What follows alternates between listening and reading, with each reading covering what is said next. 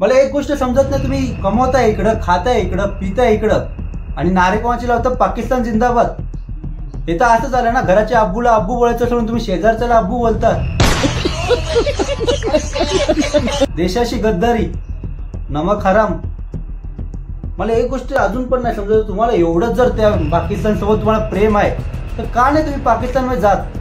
हा, तिकडं जाऊन राहा, तिकडं जाऊन कमवा, खावा, पिवा. एवढं जर तुम्हाला इंडिया सोबत हेट आहे तर जावा पाकिस्तानमध्ये, जावा, कमवा, खावा. तर मंडळी, मी नील, आपल्या युट्यूब चॅनल तुमचं सर्वांचं स्वागत आहे. काय वाटलं आता आम्ही काही करू, पाकिस्तान जिंदाबाद बोलू, तर यांच्यावर काय ऍक्शन घेतली नाही जाणार. भाऊ, पहिल्याची सरकारी वेगळी होती आणि आत्ताची सरकारी वेगळी आहे. पाकिस्तान जिंदाबाद बोलल्यावर डायरेक्ट घरावर बुलडोजर, हेड बुलडोजर, हिंदू जागा झालेला आहे. समजलं ना? आताच्या मॅच मध्ये फक्त चौकार षटकार नाही तर डायरेक्ट बुलडोजर पण लागते आहेत. पाकिस्तानची मॅच बोललं तर एक्साइटमेंट असणार, आणि या एक्साइटमेंट मध्ये एक माणूस बोलून गेला की पाकिस्तान जिंदाबाद, थेट बुलडोजर त्याच्या घरावर. मग थांबा, बुलडोजर आणि क्रिकेट मॅच काय कनेक्शन आहे हेच आपण आज खोलपर्यंत जाणणार आहोत. तर व्हिडिओ शेवटपर्यंत बघा. असं काहीतरी पाहणार आहे जे तुम्ही कधी एक्सपेक्ट नसेल केलं.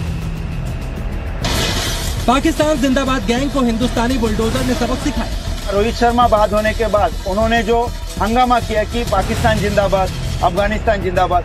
मैच के दौरान पाकिस्तान जिंदाबाद बोला, देवा भाव ने बुलडोजर चला दी।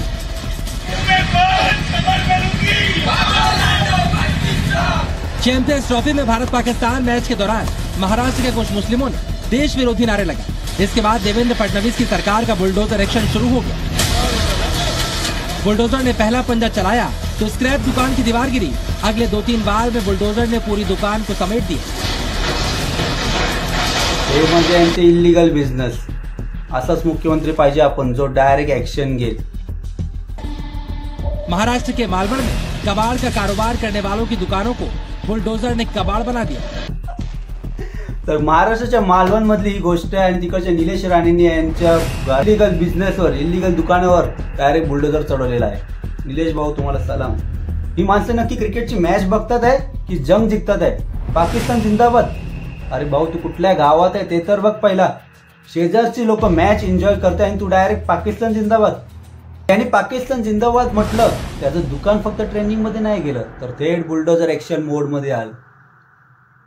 तिकडं रोहित शर्मा आउट, त्याचं दुकान आउट. आणि तुम्ही म्हणता की भारतामध्ये काय होत नाही. भारतामध्ये असे रिअल ऍक्शन मूवीज होतात, आणि असे रिअल मूवी ऍक्शन आपल्याला खूप पाहायला आवडतात. हे असं व्हायलाच पाहिजे. इकडचं खायचं प्यायचं आणि तिकडची वावा करायची, तर मग तुमच्या घरावर बुलडोजर चढवणारच. एवढं जर त्या पाकिस्तान सोबत प्रेम आहे तुम्हाला तर तिकडे जाऊन राहा, तिकडे कमवा, तिथं काय करायचं ते करा. जे मुख्यमंत्री आहेत ना, खूप खूप म्हणजे खूप भारी डिसिजन घेत आहे. पहिल्याचे जे मुख्यमंत्री त्यांना डिसिजन नाही घेता यायचे.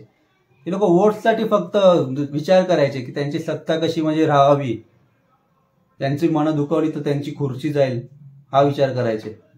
भाई, देवा भाऊ आहे तो, देवा भाऊ. समजलं ना? डायरेक्ट बुलडोजर चढवतो. आणि योगी बाबा पण माहित आहे ना, योगी बाबाच्या राज्यात तर फुल एकदम शांत आहे, आणि आता महाराष्ट्रामध्ये पण असंच शांत राहणार आहे. कमेंट सेक्शन मध्ये मला कमेंट करून सांगा, पाकिस्तान जिंदाबाद बोलल्यावर यांच्या घरावर, यांच्या इलिगल दुकानावर बुलडोजर चढवल्याने तुम्हाला आनंद झाला की नाही, कमेंट करून सांगा. आणि आपल्याला आवडला असेल तर व्हिडिओ लाईक करा, शेअर करा, सबस्क्राईब करा आपल्या चॅनलला. तेव्हा भेटूया आपण अशाच नवीन एका धमाकेदार reaction video. Bye bye, Tata.